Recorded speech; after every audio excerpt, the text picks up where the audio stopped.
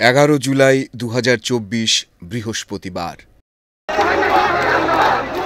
কোটা সংস্কারের এক দফা দাবিতে গড়ে ওঠা বৈষম্য বিরোধী ছাত্র আন্দোলন সারা দেশে ছড়িয়ে পড়েছে। দেশের বিভিন্ন বিশ্ববিদ্যালয় ও কলেজের শিক্ষার্থীরা দলমত নির্বিশেষে এই আন্দোলনে অংশ নিচ্ছেন এবং তাদের পক্ষ থেকে ঘোষণা এসেছে, দাবি পূরণ না হওয়া পর্যন্ত এই আন্দোলন চলবে। শিক্ষার্থীরা সরকারের নির্বাহী বিভাগের কাছে এক দফা দাবি জানিয়ে এই আন্দোলন চালিয়ে যাচ্ছেন। 11 জুলাই বৃহস্পতিবার চতুর্থ দিনের মতো বৃষ্টি ও পুলিশের বাধা উপেক্ষা করে শিক্ষার্থীরা শাহবাগ অবরোধ করে রাখে।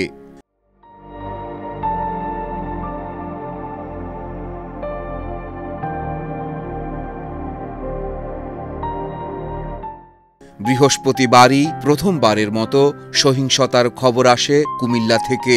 সেদিন কুমিল্লা বিশ্ববিদ্যালয়ে আন্দোলনরত শিক্ষার্থীদের ওপর হামলা করে পুলিশ। পুলিশের সাথে অংশ নেয় আওয়ামী লীগ, যুবলীগ ও ছাত্রলীগের নেতাকর্মীরা।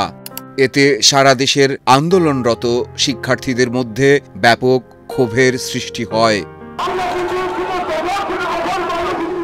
এদিকে শিক্ষার্থীদের চলমান অবরোধে সারা দেশ কার্যত অচল হয়ে পড়ে। সড়ক, মহাসড়ক ও রেলপথ সব পথই এক প্রকার বন্ধ হয়ে যায়। সকাল 10টা থেকে সন্ধ্যা পর্যন্ত ব্লকেট চলে। সারা দেশ থেকে অনেকটা বিচ্ছিন্ন হয়ে পড়ে রাজধানী ঢাকা।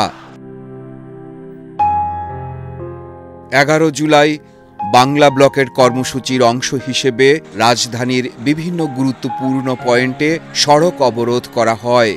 এছাড়া পূর্ব ঘোষিত কর্মসূচি অনুযায়ী ঢাকা বিশ্ববিদ্যালয় সহ বিভিন্ন বিশ্ববিদ্যালয় ও কলেজে ক্লাস পরীক্ষা বর্জন ও ছাত্র ধর্মঘট পালন করেছেন আন্দোলনকারী শিক্ষার্থীরা।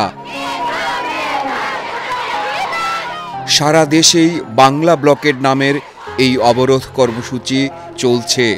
রাজধানী ঢাকার পাশাপাশি ঢাকার বাইরে জাহাঙ্গীরনগর, চট্টগ্রাম, কুমিল্লা, রাজশাহী, বরিশাল, খুলনা সহ দেশের বিভিন্ন বিশ্ববিদ্যালয়ের শিক্ষার্থীরা সড়ক, মহাসড়ক অবরোধ করে আন্দোলন চালিয়ে যাচ্ছেন। এদিকে আন্দোলনরত শিক্ষার্থীদের ওপর দেশের বিভিন্ন স্থানে হামলার প্রতিবাদে 12 জুলাই শুক্রবার সারা দেশে বিশ্ববিদ্যালয় ও কলেজ ক্যাম্পাসে বিক্ষোভ মিছিল ও সমাবেশ কর্মসূচি ঘোষণা করেছে বৈষম্য বিরোধী ছাত্র আন্দোলন। 11 জুলাই শাহবাগে সমন্বয়ক নাহিদ ইসলাম এই কর্মসূচি ঘোষণা করেন।